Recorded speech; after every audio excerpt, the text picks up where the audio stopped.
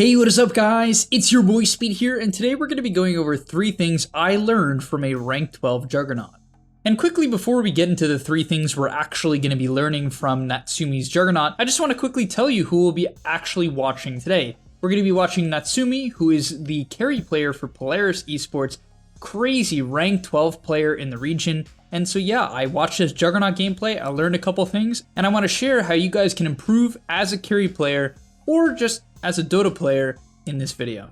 Also, I want to tell you guys that if you've been struggling with solo queue and you're looking to get to the next rank, I'm going to be able to help you. Like literally with the gameleap website, I'm going to give you guys guides that are going to make it unbelievably clear on what you need to do. So if you've been stuck in the solo queue grind, you don't know what to do, and you want to become absolutely broken, but like actually you want to become much better at Dota, and you want to take it more seriously, the gameleap website is going to help you do that. So click the link down below, I'm going to help you get to the next rank, and I'll see you there. So the first concept I learned from Natsumi's Juggernaut is staying in your safe lane as long as you can, or close to as long as you can.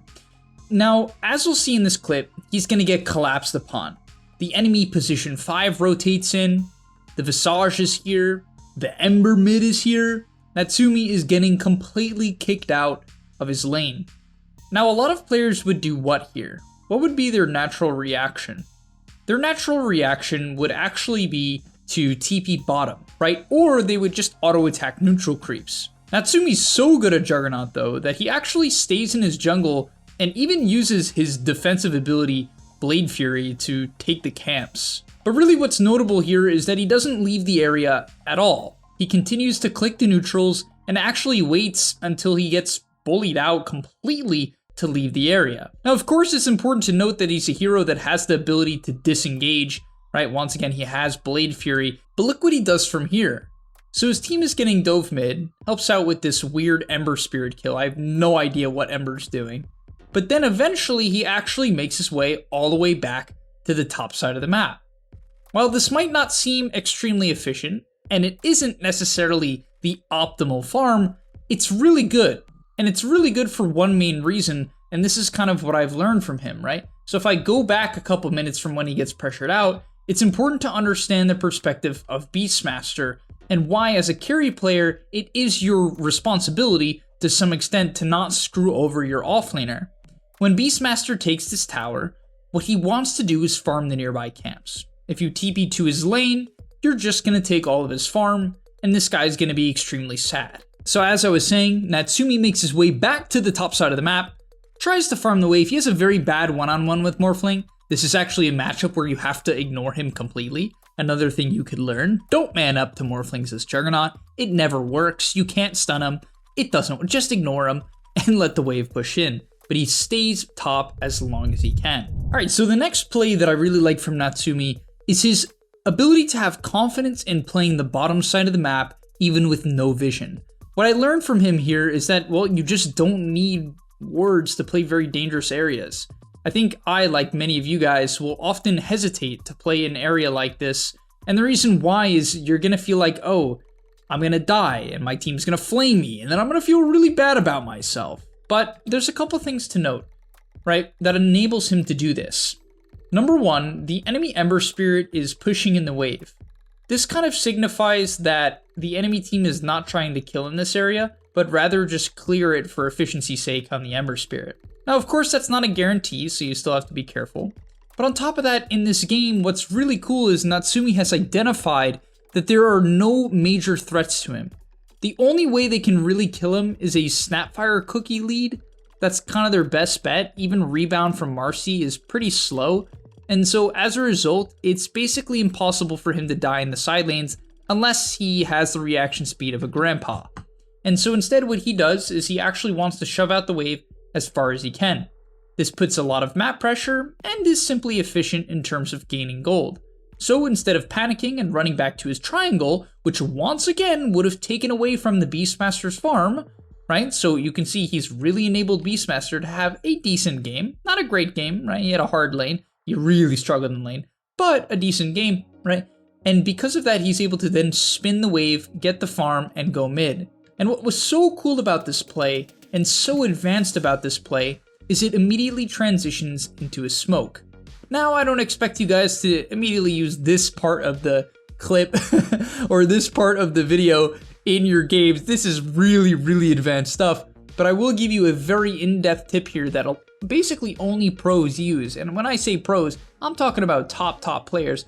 I even don't think most top 300, 500, 8K, 7K players use this. I'm talking about really the top players, where they shove out a lane as far as they can, either typically to here, right at the bend of the map, or here if they have rage or spin on a hero like Juggernaut or Lifestealer, and then they go connect to their team mid and look for a smoke. Specifically, they go mid, and the reason why is they want to make a play very quickly. If you TP to another lane, it's generally going to be slow, and this actually instantly transitions into Roshan. Him shoving out bottom causes the enemy team to have to de-push bottom or want to de-push bottom, and that actually sets up for Roshan. Pretty advanced stuff. And finally, the last thing I learned from Natsumi is his movement to the bottom side of the map here. His confidence is actually very cool. The reason why I say that is with Aegis, often players have this immediate reaction to sort of run down the lane that they're closest to, right? So in this case, that would be the mid lane. And that would seem like a very logical play. In fact, I think I would have made that play. But what he does here, especially considering Visage is dead, but what he does here is he actually runs to bottom, right? He runs all the way bottom, completely ignoring his team. In fact, his team is even invading the enemy triangle. So a pretty crazy play from Polaris as a whole. But really what I take out of this, and it's something you can implement into your pubs, is when you have Aegis, you don't need to wait for your team. Now, once again, it's a free Juggernaut game and he can't die, so you have to keep that in consideration.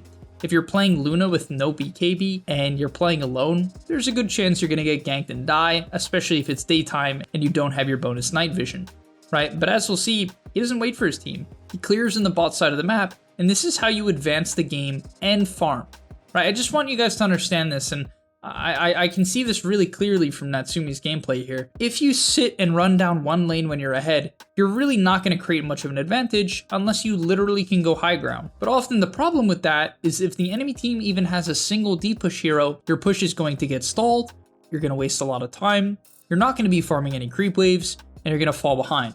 But instead he farms out bottom, and now he has almost 2k gold, right? Obviously he didn't get all that gold from just that sequence, but he got about 900 gold from that sequence, and that's a lot of farm. On top of that, because they clear mid and bottom, it's harder for the enemy to split push. They can't really ignore the Jug, they can't really walk past them. I guess Ember could, but they're able to get the bottom tier 2 tower for free very cleanly, and I thought this movement was key. And in fact, it continues on, and he does the exact same thing, making me really confident that this is what he believes as a player to be the best play as a carry, which is in a moment from now, you're going to see him TP top. So they're going to go for the tier 2 mid, so he goes from bottom to mid, taking both the towers.